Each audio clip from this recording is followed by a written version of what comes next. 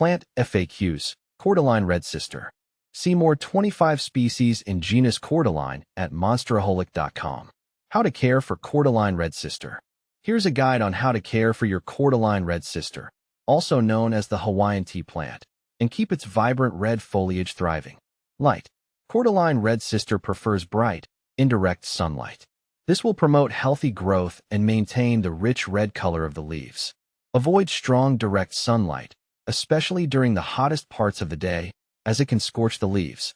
Lower light can be tolerated, but the red color might be less intense and the plant might grow leggy. Watering. Water regularly, keeping the soil consistently moist but not soggy. Overwatering is a major threat to Cordyline Red Sister.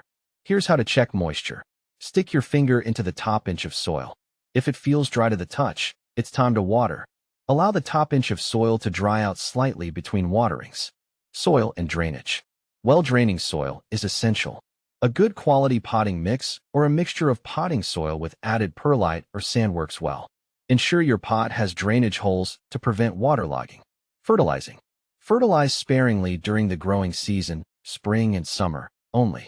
Apply a balanced liquid fertilizer diluted to half strength once a month or a slow-release fertilizer formulated for houseplants according to package instructions.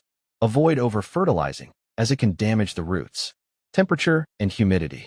Warm temperatures between 60 to 80 degrees Fahrenheit, 15 to 27 degrees Celsius, are ideal. Protect your plant from cold drafts and sudden temperature fluctuations. Moderate humidity is beneficial. While Cordyline Red Sister is not as fussy about humidity as some houseplants, dry air can cause brown, crispy leaf edges. You can increase humidity by misting the plant occasionally with lukewarm water, avoiding the center of new growth. Using a pebble tray filled with water, ensure the pot sits above the water level. Grouping your Cordyline Red Sister with other humidity-loving plants. Using a humidifier. Additional tips. Wipe the leaves occasionally with a damp cloth to remove dust and improve light absorption. Avoid harsh chemicals or cleaning products. Cordyline Red Sister is a relatively slow grower. Don't be discouraged if it doesn't put out new leaves frequently.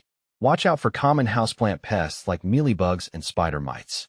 Neem oil solution or insecticidal soap can be used for control if needed. Cordyline Red Sister can mature to 8 to 10 feet tall outdoors in tropical climates. As a houseplant, it may reach 3 to 4 feet and can be pruned to maintain a desired size.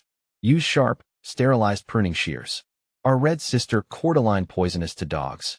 Yes, Red Sister Cordyline plants are considered toxic to dogs if ingested.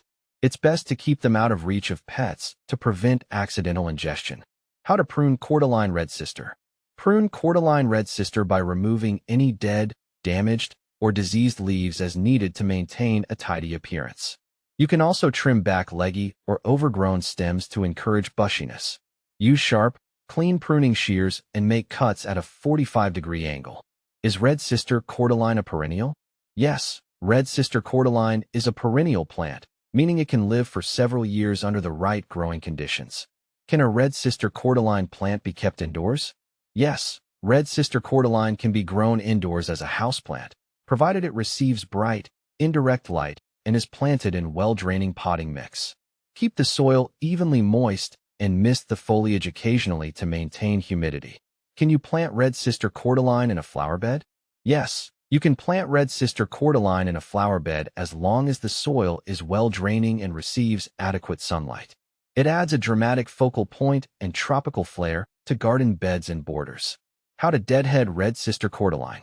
Deadheading is not necessary for Red Sister Cordyline. Simply trim off any dead or yellowing leaves as needed to maintain the plant's appearance and health. Is Red Sister Cordyline poisonous to cats? There is limited information available regarding the toxicity of Red Sister Cordyline to cats.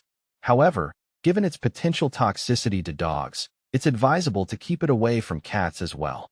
What soil to use for Red Sister Cordyline? Use a well-draining, fertile potting mix for Red Sister Cordyline, preferably one designed for tropical plants. You can also amend garden soil with compost or peat moss to improve drainage and fertility. Avoid heavy clay soils, as they can lead to waterlogging and root rot.